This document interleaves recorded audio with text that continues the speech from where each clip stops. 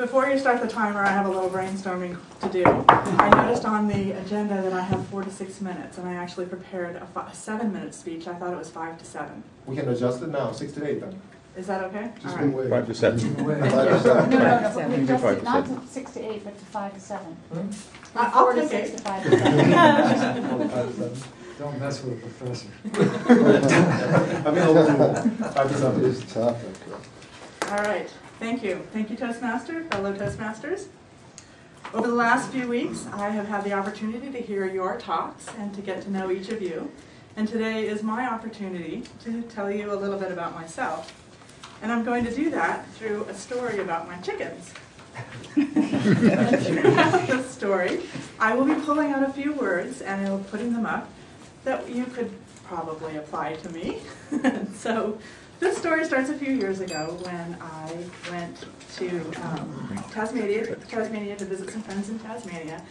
And they lived on a small farm outside of a little town, and they had a lot of chickens. And these chickens were adorable.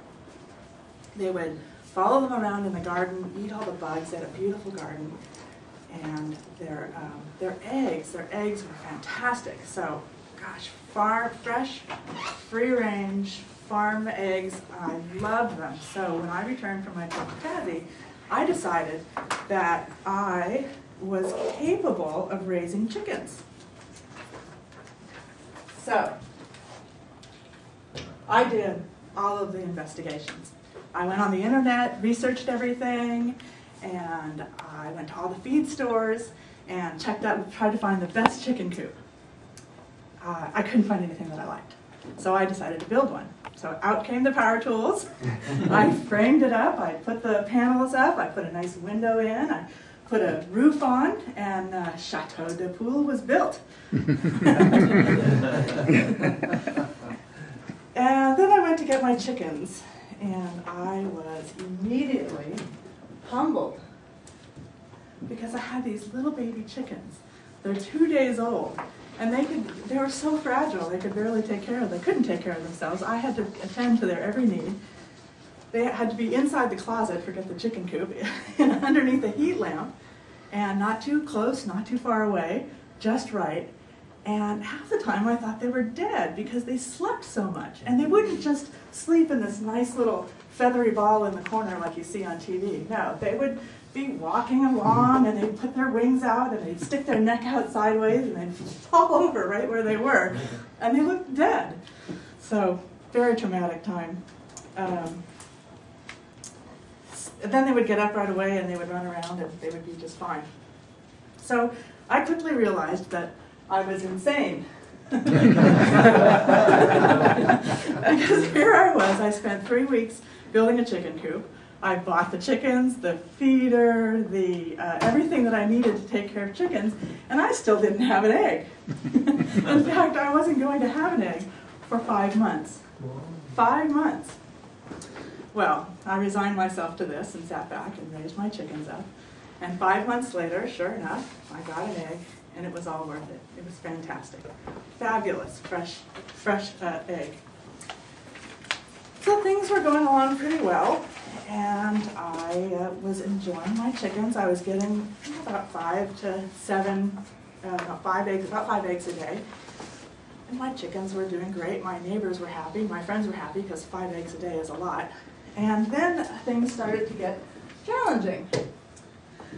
I live in an area where I have a lot of predators. I have hawks and bobcats and coyotes, and they love chickens, and they started picking my chickens off.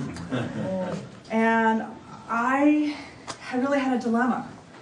Do I keep my chickens locked up every morning, and where they're safe and I can get their fresh eggs, or do I let them go and let them out each day where they can be free and run around and probably live a shorter life? So every day, to this day, I go down, I put my hand on that chicken door, I have to dig deep, I have to decide what to do. And I usually let them out. So things were going along like that for a while, and I was down to 2 chickens. I was starting to get worried. Only one of them was laying any eggs. And then the kookiest thing happened. A rooster showed up. Out of nowhere, a rooster. So someone in the neighborhood must have left and left behind a rooster. Well, he came over and he tried to steal my chickens. But they were going to have nothing of it. They were not leaving the chateau. So he was out and about for a while. After about 6 months, he finally moved into the coop. But what he did was he taught them to be very careful, to avoid predators, to be quiet. And so they were able to stay alive. Well, this was great, right? I was very enthusiastic. I got the idea that now I know what to do. I can keep chickens.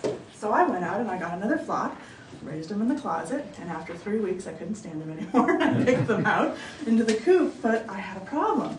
If the perch is here, we have chicken, chicken, chicken, and then chicken, chicken, chicken. They're like 3 weeks old. They're too tiny. And it turned out the rooster actually went after one of the chicks and broke its leg.